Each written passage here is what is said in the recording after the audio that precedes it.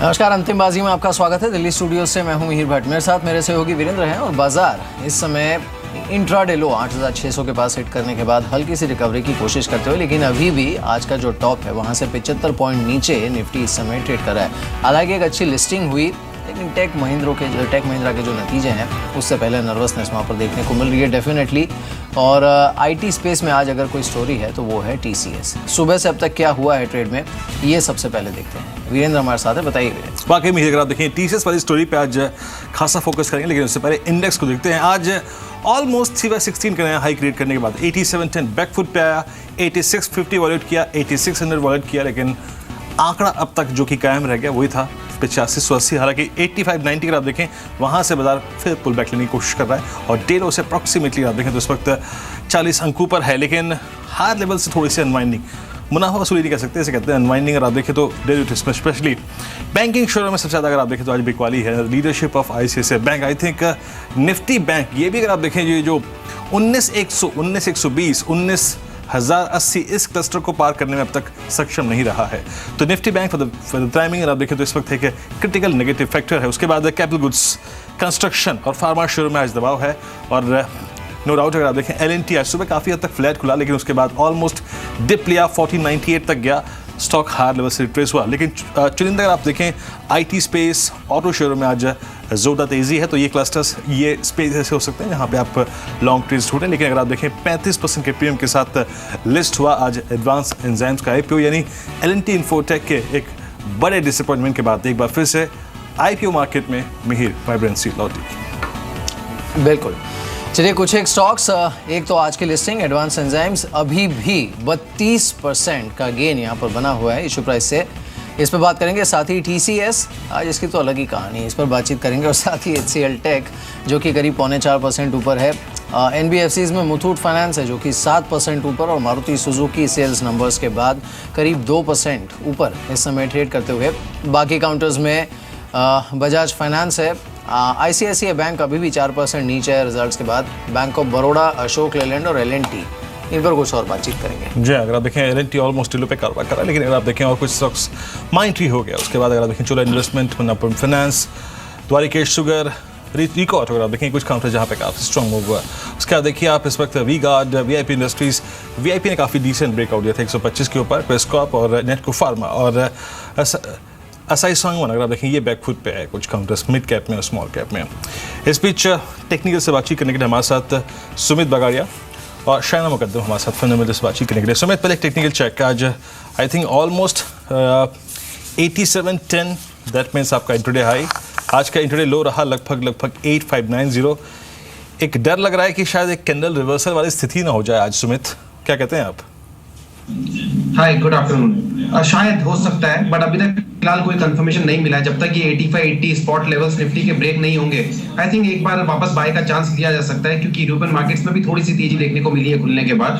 सो मेरे हिसाब से एक बार जब तक 85-80, 85-70 नीचे में स्पॉट के निफ्टी के लेवल्स ब्रेक नहीं होते, तब तक एक बार बाय साइड में रहना ज्यादा प्रेफरेबल होगा। ऊपर में जैसे ही दोबारा आप अगर 8680, 8700 जाएगा तो 8750 तक के लेवल्स हमको देखने को मिल सकते हैं। फिलहाल स्ट्रक्चर चार्टिकली इतना कुछ खराब नहीं हुआ है, तो मेरे हिसाब से बाय करके चलना चाहिए। चलिए, चार्टिकली स्ट्रक्चर ख़राब नहीं हुआ है, लेकिन शाहिना मार्केट में हो क्या रहा है? बिकॉज अब देखिए, एक तो 8700 के पास जाके क्लियरली नर्वसनेस देखने को मिली, लेकिन 8800 की कॉल में जिस तरह की एक्टिविटी देखने को मिली है, अब मार्केट खुद भी थोड़ा कंफ्यूज्ड है कि करना क्या चाहिए यहाँ पर। ऊपर से इस पूरे महीने में या फिर पिछली पूरी सीरीज़ में हमने देखा, दैट इज़ जुलाई, कि डोमेस्टिक फंड्स का सपोर्ट था ही नहीं मार्केट में कुछ भी, purely liquidity driven from FIIs. आप क्या कर रही हैं मार्केट में? बेसिकली थोड़ा डेफिनेटली कॉशन है ये लेवल्स पे, क्योंकि जो हमने अच्छा जो अपमूव सुबह देखा था वो हम होल्ड नहीं कर पा रहे हैं।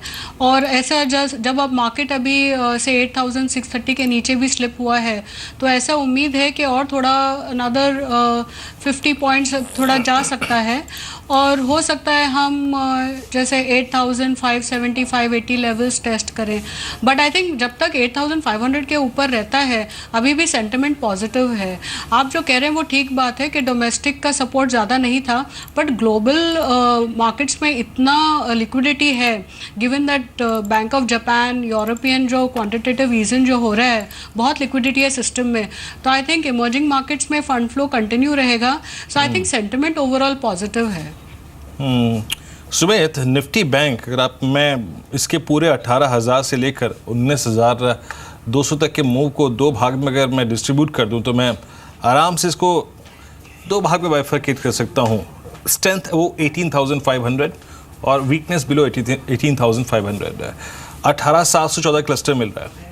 पुल बैक के लिए आपको लगता है अगर मैं लॉन्ग्स में इंटरेस्टेड हूं तो यही सबसे क्रिटिकल, सबसे सेटिस्फैक्ट्री और सबसे लुक्रेटिव जोन है जहां पे मैं 200 रुपये वैल्यू एट रिस्क रखकर एक लॉन्ग ट्रेड अटेम्प्ट कर सकता हूं? यस एब्सोल्युटली, कोइंसिडेंटली आपके और मेरे लेवल एकदम मैच कर रहे हैं। बैंक निफ्टी ने ऊपर ही 19,100 के आसपास रेजिस्टेंस लिया है और वहां से इंट्राडे में क्रेक्शन दी है। अभी जब तक ये 18,500 का लेवल ब्रेक नहीं करता है तब तक एक बार बैंक निफ्टी में बाय साइड रह सकता है, और ये 18,600 और 700 के बीच में स्टॉप लॉस भी रिस्क रिवॉर्ड रेशियो के हिसाब से बहुत अच्छा बैठ रहा है 18,500 का, तो एक तेजी करके यहाँ पे चांस जरूर बनता है। 18,500 के स्टॉप लॉस से चांस लेना चाहिए तेजी करके बैंक निफ्टी के अंदर, और अगर यहाँ से बैंक निफ्टी घूमता है और ऊपर में 19,000 तो अगर घूमता है तो 19,000 या 19,100 तक के जाने के चांसेस है। ओवरऑल बड़ी तेजी बैंक निफ्टी में 19,150 के बाद ही देखने को मिलेगी। जब तक वो ब्रेक नहीं होता इसे रेंज में खेले 18,500 के स्टॉप लॉस से एक बार बाय कर सकते हैं। निफ्टी बैंक को देखिए, ये तो करीब है ही, लेकिन एक है 8800 और इसकी कॉल में जिस तरह की एक्टिविटी है वीरेंद्र, अब ऐसा लग रहा है एक बार के लिए निफ्टी में कि शायद मार्केट अब ना, जिसे ये तो कहना गलत होगा कि यहाँ पे टॉप आउट हो रहा है इस रेंज में या फिर इसकी तैयारी कर रहा है, लेकिन सडनली मार्केट एक ऐसे जोन में जाएगा जहाँ पे it will run out of triggers. देखिए जीएसटी का फाइनल काउंटडाउन चल रहा है, बीजेपी ने व्हिप इशू कर दिया अपने एमपीज को, राज्यसभा में सबको, तो इस हफ्ते वी विल नो जीएसटी आर या पार। अब दोनों सूरत में मार्केट के लिए प्रॉब्लम है। अगर ये क्लियर हो भी जाता है तो वो प्राइस्ड इन है, और नहीं होता है तो फिर और बड़े करेक्शन की वजह बन जाएगी मार्केट के पास। बिल्कुल, इसे आई थिंक जिस नोट पे आपने बात छेड़ी है, मैं इनफैक्ट स्टैटिस्टिक्स देख ही लेता हूँ। देखिए दो चीज़ों के पर्सपेक्टिव से देखूंगा। देखिए कॉल राइटर तो जब भी थोड़ी बहुत अनिश्चितता बढ़ेगी वो हावी हो जाएगा। आज सुबह अगर आप देखें जब 9:30 पे आप में बात कर रहे थे, जरा प्लीज़ 8700 की कॉल 8600 की पुट दिखाइएगा।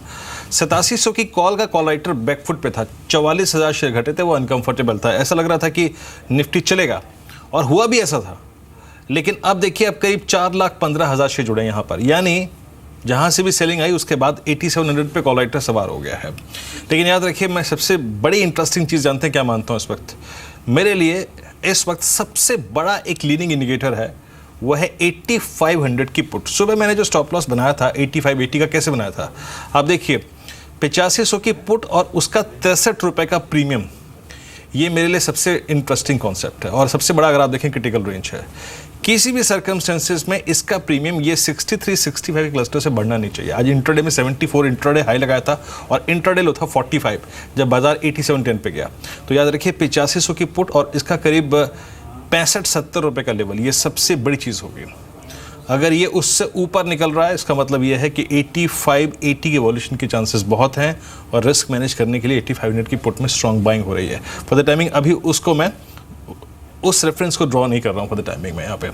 खैर सुमित, थोड़ा सा निफ्टी पे एक बार और बात कर लेते हैं, फिर स्टॉक फ्यूचर्स पे आएंगे। अभी पोर्टफोलियो को कुशन प्रोवाइड करने के लिए आप 8500 के पुट प्लस करना चाहेंगे क्या, या फिर 8600 की पुट, या फिर आपका जो शुरुआती थॉट था उसके मुताबिक कॉल राइटर तो आप बिल्कुल भी नहीं है, तो आप करेंगे क्या ऑप्शंस में इस वक्त?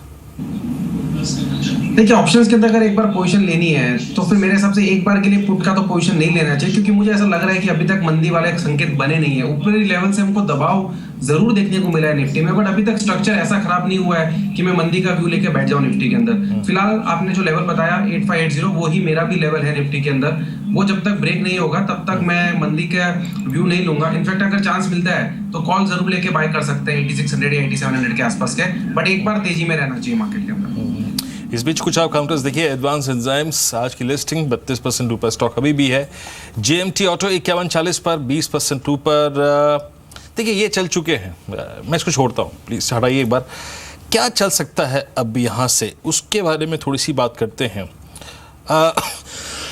सन टीवी नेटवर्क्स आज बहुत स्ट्रॉन्ग ब्रेकआउट, अच्छा मूव लिया। उसके बाद गुजरात एल्कलीस, इसको देखते हैं, ये भी काफ़ी स्ट्रॉन्ग मूव ले चुका है। वीआईपी इंडस्ट्रीज़, मैं शुक्रवार को इसके बारे में बात ही कर रहा था कि प्लीज़ 125 के प्राइस को कंसिडर करिएगा, वो एक बहुत बेहतरीन ब्रेकआउट होगा।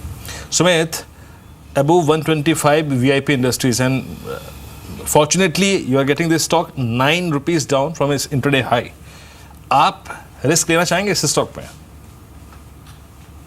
बिल्कुल बनता है रिस्क लेना। एक बार स्टॉक ने ब्रेकआउट दिया हुआ है और स्टॉक ने एक अच्छा खासा मूव दिया हुआ है पिछले कई हफ्तों से, इनफैक्ट कुछ महीनों से भी आप बोल सकते हैं। 125 के ऊपर ये स्टॉक अच्छा है। 125 के ऊपर ये स्टॉक सस्टेन जब तक रहता है तब तक ये स्टॉक के अंदर पॉसिबिलिटी 140-145 लेवल तक दिखाने की है।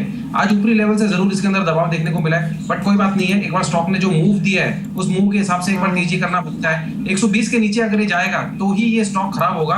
तो मेरे ख्याल से 125-130 के बीच में इसको लॉन्ग करें, 120 के आसपास का स्टॉप लॉस रखें और ऊपर में 140-145 इमीडिएट टारगेट होने चाहिए स्टॉक के लिए। शाइना, कुछ एक स्टॉक्स जिन पर काफ़ी अच्छा मूव देखने को मिला है आज, तो देखिए बजाज फाइनेंस, इसके बोनस और स्प्लिट की खबर के बाद भी आप देखिए जिस तरह से काउंटर चल रहा है, लुक एट दैट। फिर L&T फाइनेंस है, मुथूट फाइनेंस, ये जो NBFC स्पेस है it's on fire and it refuses to die. आपकी पिक कौन सी है यहाँ पे? देखिए शॉर्टर टर्म के लिए बजाज फाइनेंस ही रहेगी, बिकॉज टेक्निकल इश्यूज यहाँ पर है। बोनस जो है वहाँ पर थोड़ी बहुत HNIs की बाइंग आती है, काफ़ी आती है, to take benefit of the ex bonus type of losses. तो उस हिसाब से वहाँ पर ये मूवमेंट मेरे हिसाब से सबसे बेस्ट है।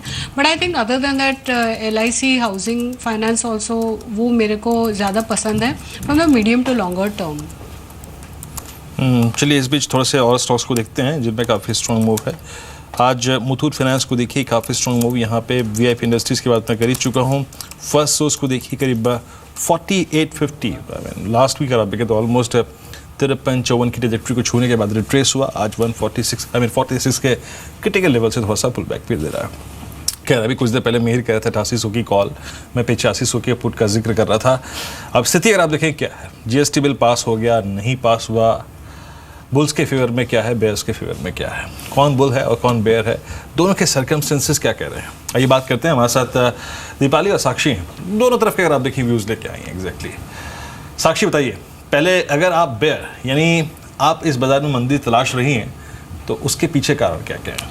वीरेंद्र, बिल्कुल बाजार में अभी बेरिश मूव ही आ सकता है, क्योंकि ब्रोकरेजेस का भी यही मानना है जो भी तेजी अभी तक हमने देखी है वो केवल लिक्विडिटी ड्रिवन है। और आप देखिए फंडामेंटल्स बिल्कुल गायब हैं और इसके बाद भी ब्रोकरेजेस का यही कंसर्न है कि लिक्विडिटी जैसे ही हटेगी यहाँ पर और डिप आ सकता है। डेफिनेटली बिल्कुल साक्षी, लेकिन लिक्विडिटी यहाँ पर घटेगी ऐसा कहना मुश्किल है, क्योंकि आप कई फैक्टर्स देखिए जो हमारे इंडियन मार्केट्स हैं वो FIs फ्लो से ऑब्सेस्ड हैं और बीते एक महीने में स्ट्रॉन्ग FIs फ्लोज आते हमने देखे हैं। 4500 करोड़ के आसपास की बैंक FIs ने की, लेकिन फंडामेंटल्स एकदम गायब है। आप ये देखिए दीपाली, आप देखिए बैंक ऑफ जापान, ECB, जिन लोगों ने भी यहाँ पर फंड इन्फ्यूजन किया है, जहां से भी ये हटेगा यहाँ पर बाजार में कहीं तो निवेश करेंगे। अगर आप देखें FIs का रुख तो पूरे ही एशियन यूनिवर्स में जो इंडियन मार्केट्स है वो उनको रिलेटिवली अभी भी डिफेंसिव लग रहे हैं, क्योंकि अक्रॉस द ग्लोब जो माहौल है बहुत अनसर्टेन है और ऐसे में डोमेस्टिक इंडिकेटर्स इंडिया में इंप्रूव हो रहे हैं तो इंडियन मार्केट्स को लगातार बैट करो। आप देखिए आगे हमारे पास ट्रिगर भी है, GST बिल पैसेज का ट्रिगर है, बेहतर मॉनसून है। लेकिन आप देखिए दीपाली, GST और monsoon has already been discounted. अभी अगर मार्केट्स में आप देखिए 15 मंथ हाई पर अभी मार्केट्स चल रहे हैं और GST मॉनसून कब से चलता आ रहा है ऑलरेडी कहना बहुत मुश्किल है कि डिस्काउंटेड है, क्योंकि आप देखिए GST और मॉनसून दोनों ही ऐसे ट्रिगर है जिनका इमीडिएट इफेक्ट नहीं बल्कि एक long term impact Indian economy और इंडियन मार्केट्स पर आता हुआ दिखेगा। और अगर आप GST की बात कर रही है, इसी हफ्ते GST बिल पास हो सकता है, इस तरह की काफी सारी होप्स हाई हो गई हैं। और GST एक ऐसा एक इतना बड़ा टैक्स रिफॉर्म है जिसके बाद एक यूनिफॉर्म टैक्सेशन होगा और बहुत सारे सेक्टर्स हैं, ऑटो हुआ, सीमेंट हुआ, FMCG हुआ, लॉजिस्टिक हुआ, जो कि बेनिफिट जहां पर आता हुआ दिखेगा और इनका रिफ्लेक्शन अर्निंग्स पर भी लॉन्ग टर्म में आता हुआ दिखेगा। लेकिन अभी तक तो अर्निंग्स पे कोई रिफ्लेक्शन देखने को मिला नहीं है दीपाली। सो फार जो भी हमने अर्निंग्स देखी है, they have been far from good results. जहां आप कोई भी सेक्टर उठा के देखिए, जब भले ही वो IT हो, बैंकिंग हो, सभी में कहीं ना कहीं एक प्रेशर देखने को मिला है। और खासतौर पर देखें आप बैंकिंग स्पेस की अगर बात करें, यहाँ पर बैंकिंग स्पेस में पूरे पूरे रिजल्ट्स में प्रेशर देखने को मिला है और खास तौर पर देखा जाए इंटरेस्ट रेट्स के तौर पर आरबीआई ने हालांकि 1.5% तक रेट कटौती जरूर की है, लेकिन बैंकों ने वो पास ऑन नहीं किया है और आगे नहीं किया है, लेकिन कुछ क्वांटम में जरूर किया है और आगे और पास ऑन होने की संभावना काफी नजर आ रही है। आप देखिए अब तक के जो मॉनसून के स्टैटिस्टिक्स रहे हैं वो बहुत बेहतर रहे हैं और अच्छे मॉनसून आने के बाद जो आगे नतीजे हैं कंपनियों के, जो उनकी डिमांड जो एक कंसर्न बना वहां पर एक इंप्रूवमेंट दिखेगी, जिससे डेफिनेटली आगे लोअर रेट्स होने की और भी होप बनी हुई है। लेकिन कैसे, क्योंकि एनआईएम्स पे अगर आप देखेंगे तो खास तौर पर प्रेशर जरूर देखने को मिला है, चाहे आप कोई भी बैंक उठाइए सभी के एनआईएम्स में इस वक्त प्रेशर देखने को मिला है और आगे जाते हुए भी कहीं ना कहीं इन्फ्लेशन जो बढ़ने का खतरा अभी भी मंडराता हुआ नजर आ रहा है और यहाँ पर लेकिन साक्षी और बहुत सारे ऐसे ट्रिगर्स हैं जो कि मार्केट को स्ट्रेंथ दे सकते हैं। जीएसटी मॉनसून ही नहीं, आप अर्निंग्स की बात कर रही है, क्वार्टर 4 में हमने कुछ ग्रीन शूट्स देखे थे और क्वार्टर 1 थोड़ा सा प्रेशर में रहेगा, इस तरह की बातचीत बहुत पहले से हो रही थी, लेकिन आने वाले जो क्वार्टर्स हैं वो काफी बेहतर रह सकते हैं अर्निंग्स के लिहाज से। तो अर्निंग्स के ट्रिगर को आप पूरी तरह नहीं छोड़ सकते, क्योंकि जो भी फैक्टर्स अब तक हमने डिसाइड किया वो डेफिनेटली अर्निंग फ्रंट पर ज्यादातर कंपनी को कंफर्ट देंगे। लेकिन आप देखिए दीपाली, कहीं ना कहीं जो ग्लोबल कंसर्न्स हैं वो भी यहाँ पर फैक्टर इन होते हुए नजर आ रहे हैं। आप देखिए ब्रेक्जिट का असर अभी पूरी तरीके से इंडियन मार्केट्स पर नहीं आया है और खास तौर पर यूएस भी काफी कॉशियस है। आगे जाते हुए अगर ऐसा लगता है कि इंटरेस्ट रेट्स में बढ़ावा होगा, क्योंकि जिस तरीके से जॉब्स डेटा आ रहा है वहां पर भी एक इंप्रूवमेंट देखने को मिल रहा है और वो भी एक फैक्टर इन हो सकता है जहां से बाजार को एक नेगेटिव ट्रिगर मिल सकता है। वीरेंद्र, मेरे और साक्षी के बीच की तो बहस है वो तो शायद जारी रहेगी, लेकिन बहुत सारे ऐसे फैक्टर्स हैं जिन पर मार्केट डिपेंडेंट है, फिर चाहे एफआईएस फ्लोज हो, जीएसटी बिल पैसेज हो, बेहतर मॉनसून हो या फिर अर्निंग्स ही क्यों ना हो। बिल्कुल, अगर आप देखें तो लेकिन आने वाली दिशा इसी बात पर तय करेगी कि ये आप दोनों के अपने मत आपने दे दिए, लेकिन प्राइस में कितना कुछ फैक्टर इन है और कितना नहीं है।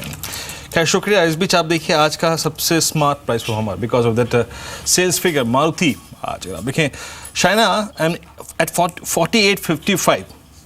आप देखिए मई का इसका प्राइस था 3800, नाउ इट्स 4855। दैट मीन्स आपने ऑलमोस्ट 1000 रुपये कमाए अब आपने मई के निवेश पे। इस महीने की सेल्स यानी इतने strong sales number and domestic sales numbers बहुत स्ट्रॉन्ग रहे थैंक्स टू सियाज। आपकी राय क्या है? बट 4855 पे it's time now to say goodbye. ठीक है, अपने प्रॉफिट्स कैश में कन्वर्ट करो। नहीं, मेरे हिसाब से देखिए जैसे आपने बताया नंबर्स आज बहुत अच्छे हैं, जुलाई के भी नंबर्स बहुत अच्छे थे और जैसे उनके जो मैनेजमेंट की जो कमेंट्री थी लास्ट वीक के वो double digit growth definitely expect करते हैं और एक्सपोर्ट्स के जो ये नंबर जो जुलाई के नंबर आपने देखे वो फ्लैट है, जो नेगेटिव थे वो फ्लैट हो चुके हैं।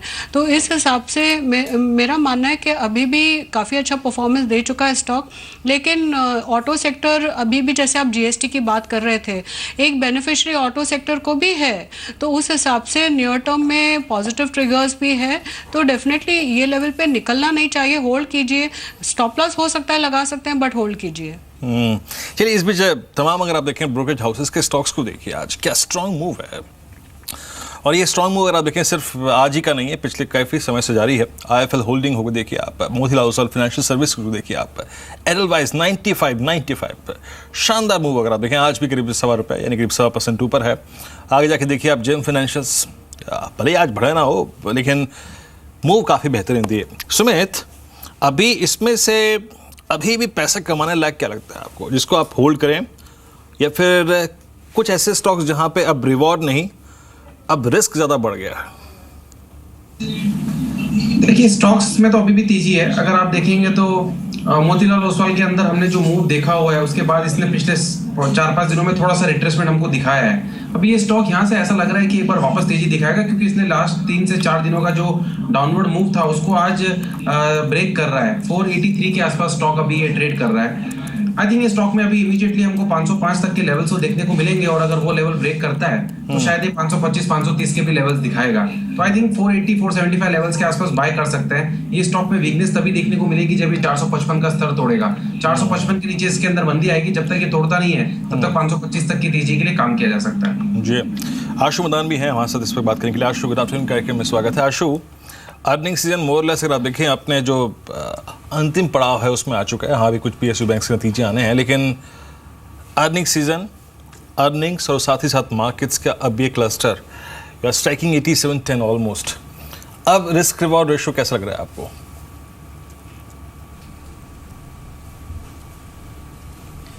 विनीन ऐसा नहीं है कि 8700 पे हम आ गए हैं तो रिस्क रिवॉर्ड अनफेवरेबल है ऑन द लॉन्ग साइड, क्योंकि पास में हमने देखा है जिस तरह की शार्प करेक्शन, डीप करेक्शन और एक जनरल टेंडेंसी रहती है कि buy on rumours and sell on news, कि जब भी कोई ऐसी न्यूज़ पॉजिटिव आनी होती है कि जीएसटी आने के बाद जनरली बातचीत चल रही है कि टॉप बन जाएगा, करेक्शन शुरू हो जाएगी, वहाँ से सब कुछ डिस्काउंटेड है। मेरा मानना ऐसा नहीं है। मुझे I mean normally I try to look for these kind of instances for a short trade, I mean but in spite of that, I mean because of that also मैं इस बार मंदी में नहीं हूँ। लेकिन मैं अभी इस लेवल पे ज़रूर स्टॉक स्पेसिफिक ज़रूर मंदी ढूंढने की कोशिश कर रहा हूँ।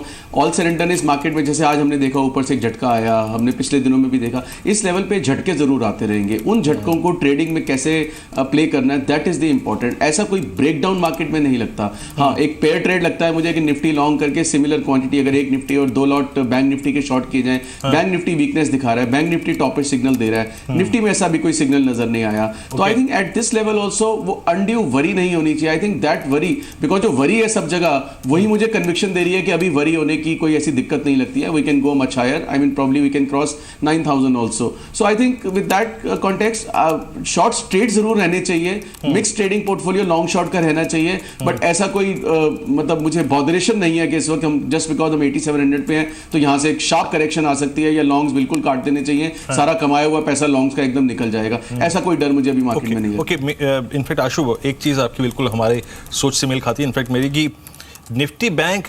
19,119,050 के क्लस्टर में काफ़ी अनवाइंडिंग विटनेस कर रहा है, काफ़ी प्रेशर था इसमें, और वो इनफैक्ट प्रेशर आज फील भी हो रहा है। आशु, जिस प्रकार का कॉम्बिनेशन है, मैंने look at yes bank, IndusInd bank, Kotak Mahindra bank, ये काफ़ी चल चुके हैं, ड्राइव कर चुके हैं, अपना काम भी कर चुके हैं, ऑलमोस्ट करियर के ऑल टाइम हाई पे कारोबार कर रहे हैं, और उसके बाद आपका पीएसयू बास्केट भी चल के इस वक्त स्थिर है। दैट मीन्स गुंजाइश कहाँ तलाशूं मैं बैंक्स में पैसा कमाने की, मेरे को सडनली समझ में नहीं आ रहा है। तो क्या यही वजह है इसके टूटने की? और अभी आप निफ्टी बैंक में कितना पेन देखते हैं? और अगर जो आप ये कह रहे हैं बात कि मैं स्टॉक फ्यूचर्स में अनवाइंडिंग और गिरावट का मौका तलाश रहा हूं, तो क्या वो बैंकिंग स्पेस से ही है क्या? ये सर्टेनली विद बैंकिंग स्पेस है, led by PSU banks. Private banks में अभी भी मैं नहीं बोलूंगा।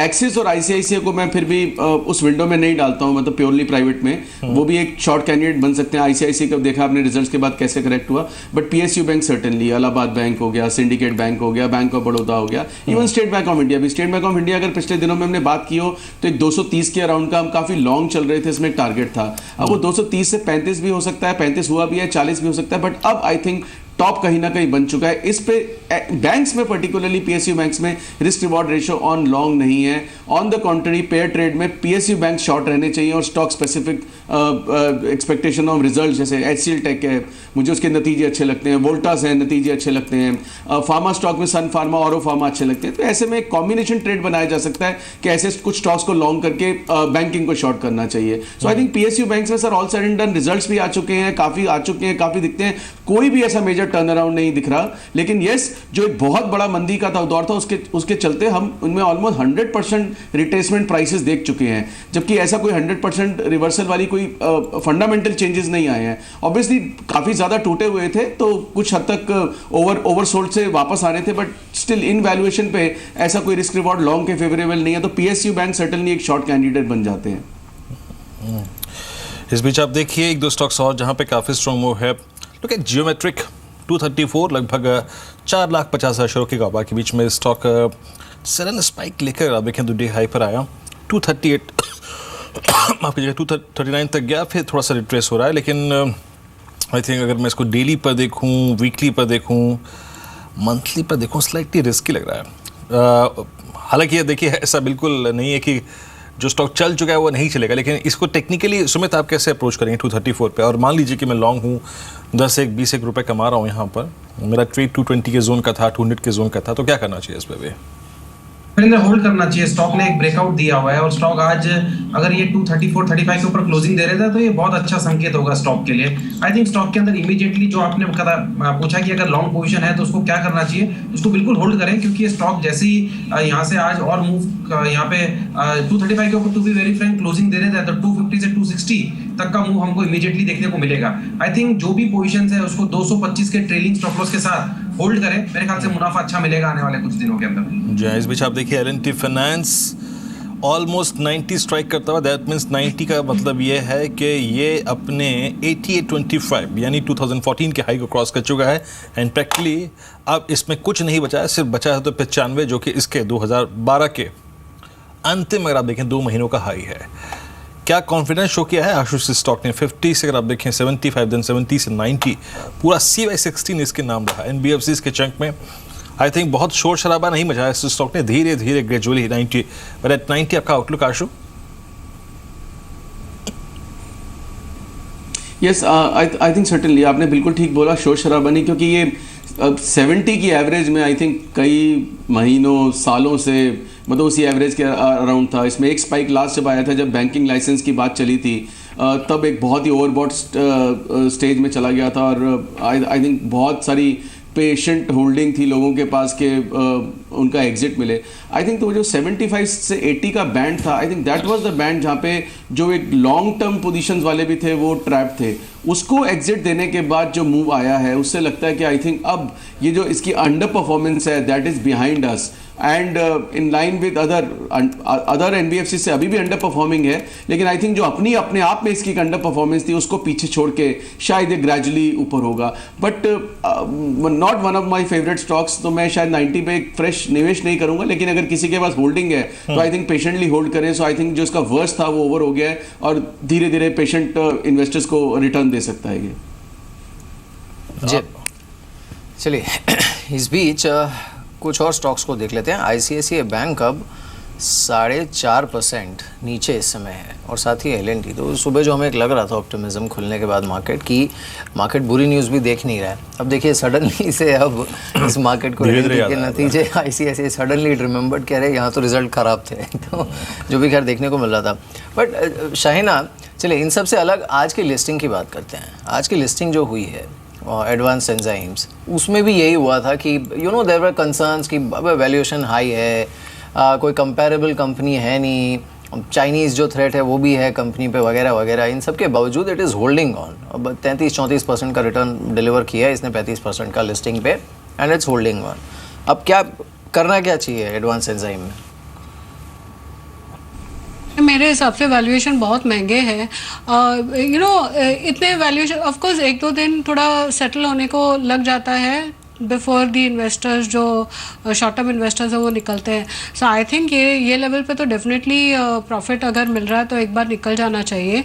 The other stocks in the pharma sector जो इनसे अच्छे अट्रैक्टिव वैल्यूएशन पे मिल रहे हैं, जो सिमिलर उनके पास कैपेसिटीज़ भी है, जैसे आप ओरो फार्मा का ले लीजिए तो वहाँ पर why not switch from this to Auro pharma. वहाँ पर everything is already there, valuations भी ये कंपनी से काफ़ी सस्ती है। सो आई थिंक ये डेफिनेटली एक प्रॉफिट बुकिंग का टाइम है।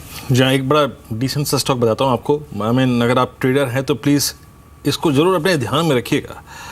स्टॉक देखिए 187.50 पे जरा लिंकन फार्मा को, आपको स्क्रीन पे शायद 13 रुपये ऊपर दिखाई दे, फीसदी के लिहाज से 7.25% ऊपर। लेकिन अगर वाकई आज का ब्रेकआउट और एक बहुत डिसेंट ब्रेकआउट जो नज़र आ रहा है 187.50, ऐसे ही ब्रेकआउट 150 पे आया, इसने जस्टिफाई किया अपने आप को, 180 तक गया, साइडवेज रहा, देन आज 175 से अगर आप देखें काफ़ी स्ट्रॉन्ग 189 नाउ, 14 रुपये ऊपर है अब 190।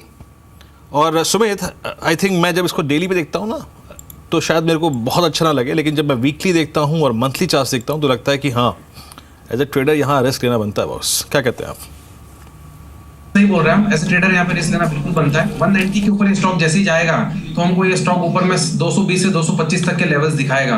190 के ऊपर क्लोजिंग रिक्वायर्ड है स्टॉक के अंदर। पिछले 3 दिन से स्टॉक के अंदर निचले लेवल से एक बाइंग आई है और आज का दिन सबसे इंपॉर्टेंट है क्योंकि आज के दिन ही इसके अंदर 13 रुपए की तेजी हमको देखने को मिल चुकी है, ऑलमोस्ट 175-176 के लेवल्स के आसपास। अभी 190 का सिर्फ क्लोजिंग रिक्वायर्ड है थोड़े से वॉल्यूम्स के साथ, तो फिर ये स्टॉक ऊपर में 200 और 225 तक के लेवल्स इजीली शॉर्ट टर्म में दिखाएगा। अगर बाय करते हैं तो 178 का स्टॉप लॉस होना चाहिए। वैसे ही का स्टॉक देखिए डिशमैन फार्मा, आपको याद होगा मैं आपको फ्राइडे मॉर्निंग बता रहा था कि ये चार्ट कह रहा है अपने आप में कि बॉस मैं I am capitalising for 164 almost हो गया। आज 164 रुपये 10 पैसे इंट्राडे हाई था। आशु आपके पास भी कोई मिड कैप में ऐसी स्टोरी है? आई मीन देखिए सन फार्मा ने कॉन्फिडेंस शो किया, लुपिन ने शो किया, डॉक्टर रेड्डीज ने भी शो किया। बात दूसरी थी कि रिजल्ट ऐसे रहे कि सब कुछ अगर आप देखें खत्म हो गया सिर्फ 2 सेशंस में। बट मिड कैप में एनी स्टोरी जो आप चेज कर रहे हैं इस वक्त? I think outside index space या अगर मैं आपने जैसे फार्मा की बात की, मुझे सन फार्मा और अरविंद फार्मा दोनों ही अच्छे लगते हैं। सन फार्मा आई थिंक जब से वो यूएस सेल्स के नंबर्स ख़राब होने की वजह से करेक्शन आया, आई थिंक काफ़ी प्रोलॉन्ग कंसोलिडेशन हो चुकी है और मुझे लगता है कि अब जो रेनवैक्सी मर्जर है वो भी कहीं ना कहीं इंटीग्रेट पूरी तरह से हो रहा है और कहीं भी बाकी मार्केट्स में थोड़ा सा भी इंप्रूवमेंट आते ही आप देखेंगे एक अच्छा स्पाइक मिल सकता है हमारे को। मतलब मुझे लगता है कि नेक्स्ट 1-2 महीने के अंदर आपको एक बहुत अच्छा स्पाइक मिल सकता है इसके अंदर, क्योंकि बाकी अंडर परफॉर्मेंस थी एंड आई थिंक एक लिमिटेड व्यू होता है तो एक टेंडेंसी होती है सबकी, जो हाई बीटा स्टॉक्स होते हैं जो ज़्यादा मोमेंटम में होते हैं उनमें लोग घुसते हैं और सोचते हैं कि ये तो कभी चलेगा नहीं है, ये तो अंडर परफॉर्मिंग है। बट मुझे लगता है कि ये वो मिथ तोड़ के कभी भी एक नया स्पाइक दे सकता है। आज की मार्केट में भी जिस तरह से होल्ड कर रहा है क्लियर स्ट्रेंथ दिखा रहा है, सो आई थिंक मुझे इस वक्त बहुत ही सेफ बेट लगती है ये। इस बीच कुछ एक स्टॉक्स जो कि इस समय अपने लो पर काम कर रहे हैं उसमें अब Kotak Mahindra bank, BHEL, bank of Baroda, ये स्टॉक्स भी हैं जो कि अपने लो पे इस समय ट्रेड कर रहे हैं। सुमित, BHEL पर आपका क्या व्यू है? आई थिंक दबाव देखने को मिल रहा है स्टॉक के अंदर, एक बार थोड़ा सा दबाव और देखने को मिल सकता है। सॉरी, शायद 142, 141 का लेवल जैसे ही ये ब्रेक करेगा तो शायद देयर इज अ पॉसिबिलिटी कि एक बार हमको नीचे में 138 से 135 तक के लेवल्स भी देखने को मिल सकते हैं। बट बस इतना ही दबाव मुझे लग रहा है स्टॉक के अंदर हमको देखने को मिलेगा। ऐसा नहीं लग रहा कि कोई बहुत बड़ा सेल ऑफ देखने को मिलेगा। 4 से 5 रुपए की करेक्शन अगर मिल जाती है BHEL के अंदर तो वो बाइंग अपॉर्चुनिटी होगी और इसके अंदर अब फ्रेश तेजी तभी देखने को मिलेगी जब ये स्टॉक ऊपर में 145, 147 का लेवल ब्रेक करता है। तो एक बार शॉर्ट टर्म के लिए 135 से लेके 147 की रेंज मान के चले, इधर साइड ब्रेकआउट ये अच्छा मूव देगा। मुझे ऐसा लगता है कि थोड़ा सा डीप आता है तो बाइंग करके चले, क्योंकि आने वाले दिनों में ये अपसाइड ब्रेकआउट देना चाहिए जिसके अंदर ये स्टॉक 160 तक के स्तर दिखा सकता है। इस बीच आप देखिए कॉस्ट स्टॉक का पेट्रोनेट 309 के स्तर पे ये अपने ट्रेडिंग करियर के अब नए हाइस पर है। शानदार तेजी यहाँ पे शायना पेट्रोनेट, आई थिंक ये 2016 इसको बिलोंग करता है। हालांकि 2014 से ये रनअप कंटिन्यू है। 2014 में लगभग 100 रुपये के प्राइस से आज 310। अभी और कितनी तेजी देख रही हैं शायना इस स्टॉक में आप पेट्रोनेट में? मेरे हिसाब से ये मोरलेस अभी उनके फेयर वैल्यू के क्लोज है। उनका जो नए कैपेसिटीज़ जो उन्होंने लगाए हुए थे अभी वो जैसे कोची में है वो अभी ऑपरेशनल टू सम एक्सटेंट हो चुके हैं। सो एंड आई थिंक ये जो क्रूड का जो बेनिफिट उनको मिला है अभी, I think all this is more और less factored in the price. तो इसके other than Petronet I would prefer something like IGL को मैं प्रेफर करूँगी which is in similar type of story. जी, इन सब के बीच आज की सबसे इंटरेस्टिंग स्टोरी अगर कोई है वो है TCS, और वो क्यों है ये बताने के लिए सुमित हमारे साथ इस समय है। सुमित, इट सीम्स कि जो CNX IT इंडेक्स है उसका नाम बदल के TCS इंडेक्स करना पड़ेगा। कर सकते हैं मेहर, क्योंकि अगर आप देखें तो पूरे TCS को एक तरफ रखें और पूरा IT कंपनी को एक तरफ रखें। पूरे IT कंपनी में मार्केट कैप करीब 12 लाख करोड़ रुपए के आसपास है, जिसमें अकेला TCS रफली 5.5 से 6 लाख करोड़ रुपए के आसपास कंपोजिट करता है और बाकी IT कंपनियां मिला के 6 लाख करोड़ रुपए के आसपास कंपोजिट करते हैं। तो मेजरली अब पूरा IT स्पेस अगर रन होता है तो उसको TCS ही रन करता है। इतना ही नहीं, अगर आप TCS के आप गूगल में भी चाहें तो ढूंढ लीजिए, बाकी पीयर ढूंढेंगे तो जितने भी पीयर हैं उन सब में इन्फोसिस को हटा दें तो सबकी मार्केट कैप के बराबर अकेला TCS है। उन सबकी मार्केट कैप रफली मिला के 5 लाख करोड़ रुपए के आसपास आती है और TCS अकेला 5.5 लाख करोड़ रुपए के आसपास की मार्केट कैप रखता है। तो इन्फोसिस को हटा के जितने भी पीयर हैं TCS के, उन सब के कंपैरिजन में भी TCS ज़्यादा है। और बिग 4 में तो सभी जानते हैं कि बिग 4 में चाहे आप इन्फोसिस, HCL, विप्रो और टेक महिंद्रा, इन चारों को मिला दें, इन चारों को मिलाने के बाद भी TCS इनसे ज़्यादा है। करीब 5,30,000 करोड़ रुपए की मार्केट कैप है इन चारों की, जबकि TCS की अकेले मार्केट कैप 5.5 लाख करोड़ रुपए के आसपास की है। वैसे भी टाटा समूह का सबसे बड़ा ज्वेल है, करीब 60-70% उनके जो प्रॉफिटेबिलिटी है वो TCS से आती है। पूरी मार्केट कैप का रफली 7 लाख से 8 लाख करोड़ रुपए के आसपास की मार्केट कैप है पूरे टाटा समूह की, और उसका करीब 5.5 से 6 लाख करोड़ रुपए जो है वो सिर्फ TCS से आता है। तो मेजर मार्केट कैप और मेजर रेवेन्यू ड्राइवर वैसे भी TCS है, और अब पूरे IT स्पेस में भी अगर कोई भी बेल वेदर के तौर स्टॉक पे दोस्तों देखे तो वो तो है ही, लेकिन साथ साथ अगर गोइंग फॉरवर्ड जैसे आपने कहा कि CNX IT का कंपैरिजन या फिर नाम को रिप्लेस करके TCS भी रख दी जाए तो भी कोई बड़ी बात नहीं होगी। ऑलमोस्ट आंकड़े जो हैं वो बढ़ते हुए दिखाई पड़ रहे हैं TCS के। जी हाँ, बिल्कुल। अगर आप देखें तो TCS के बारे में एक रोचक तथ्य अगर आप देखें, सुमित ने बताया, मैं एक और चीज़ जोड़ देता हूँ सुमित, आप रहिएगा इसमें। मैं TCS को समझाने से पहले और TCS में मैंने क्या देखा चार्ट्स पे, और वो मैं दर्शकों को बताना चाहता हूँ। प्लीज़ पहले इन्फोसिस पे आइए, मैं आपको इन्फोसिस बताता हूँ। पहले 2003 में इन्फोसिस का भाव था 100 रुपये, उसके बाद 2007 में इसका भाव हो गया 600 रुपये। ध्यान दीजिएगा मेरी बात का, 2006 में इसका भाव हो गया 700 रुपये। ऑलमोस्ट 2007 यानी जब टिपिकल बुल रन था मार्केट का, 2007 तो आप भुला नहीं सकते, 2007 2008 ये कंसोलिडेशन के मोड में रहा इन्फोसिस, यानी 2 साल ये टूटा, फिर आया 250 रुपये, फिर इसने 2009 में मूव दिया 250 रुपये से लगभग 900 रुपये, फिर 2 साल कंसोलिडेशन में रहा, नीचे आया 500 रुपये, और उसके बाद से अगर आप देखें 2013 से लेकर अब तक 16 तक ये अप ट्रेंड में रहा है। लेकिन जो बात सुमित ने कही ना TCS के बारे में, अब इसके चार्ट दिख रहा था मैं सुमित, TCS ऑलमोस्ट अपने कंसोलिडेशन का 2 साल गुजार चुका है। जाइए इसको देखिए मंथली चार्ट्स पे, यानी अगर मैं सुमित की बात मान के चलूँ ना, तो ये इसके करियर का, TCS के करियर का सबसे बड़ा कंसोलिडेशन है, जो कि स्टार्ट हुआ था 2014 के मिड में, और अब ये अपनी ऑलमोस्ट 2014, 15 और 16 की जो चैनल है ना, उसके हाईएस्ट जोन पे आ चुका है। पहले एक टेक्निकल कमेंट ले लेता हूँ इस पर। इन दोनों चार्ट्स को देखिए आप, एक टेंडेंसी होती है लार्ज कैप IT की किसी स्टॉक की 2 साल 2.5 साल कंसोलिडेशन में रहने की। क्या उस कंसोलिडेशन जोन से सुमित ये TCS बाहर आ रहा है क्या? मेरे से आपने सवाल किया, राइट? ये जी जी जी, देखिए बिल्कुल ये आपने एकदम सही समझा है, बहुत हद तक आपने एक अच्छे से समझा दिया है। ये उस कंसोलिडेशन जोन से बाहर आ रहा है, और आज का मूव और ये क्लोजिंग जो देने वाला है वो ये शो करेगा कि ये ब्रेकआउट है। आई थिंक ये स्टॉक इस कंसोलिडेशन से बाहर निकलने के बाद यहाँ से एक बड़ा मूव दे सकता है, जिसके अंदर ये स्टॉक ऊपर में 2950 से 3000 तक के लेवल्स दिखा सकता है, यानी करीब यहाँ से 10 से 15% की तेजी मुझे ऐसा लगता है आने वाले शॉर्ट स्पेन ऑफ टाइम में ही देखने को मिलेगी।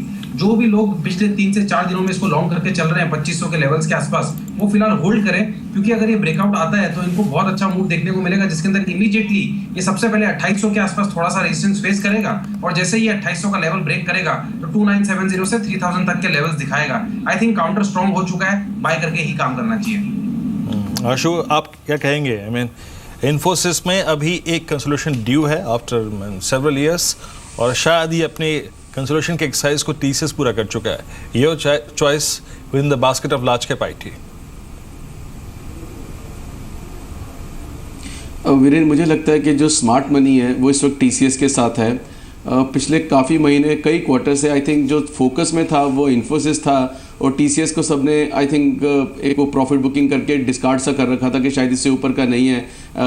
मुझे लगता है जो स्मार्ट मनी है वो बहुत ही इसमें एक अच्छा सा मूव मुझे दिखता है या देख रही है, जिसकी वजह से एक हमें स्पर्ट दिखेगा, और ये इस कंसोलिडेशन को ब्रेक करके आई थिंक सबको सरप्राइज करेगा, क्योंकि nobody was expecting this move from TCS। So I think that is the biggest surprise. उस सरप्राइज की वजह से ही मुझे लगता है कि ये अप मूव सिर्फ यहाँ तक की नहीं थी, और भी आगे की दिखती है, एंड इस लेवल पे भी अगर ले लें तो ज़रूर प्रॉफिट बनेगा।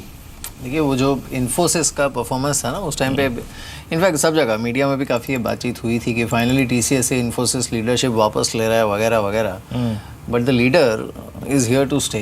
जिस तरह से TCS के नंबर्स है या जिस तरह से इन्होंने डिलीवर किया, अब और एक ऐसी कंपनी देखते हैं जो नतीजों के बाद जो जिसे टिपिकली कहते हैं कि इस मार्केट में, और आपको याद होगा वीरेंद्र, इस पूरी रिजल्ट सीजन में हमने यही कहा था कि मार्केट डिफरेंशिएट करेगा बिटवीन मेन एंड बॉयज़।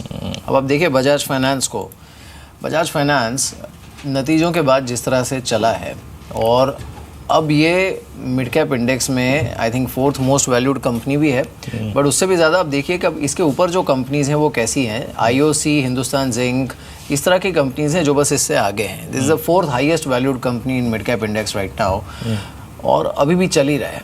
हालांकि हाई वैल्यू है, रिटेल पार्टिसिपेशन कम है, पर बजाज फाइनेंस, आशु क्या करेंगे आप यहाँ पर?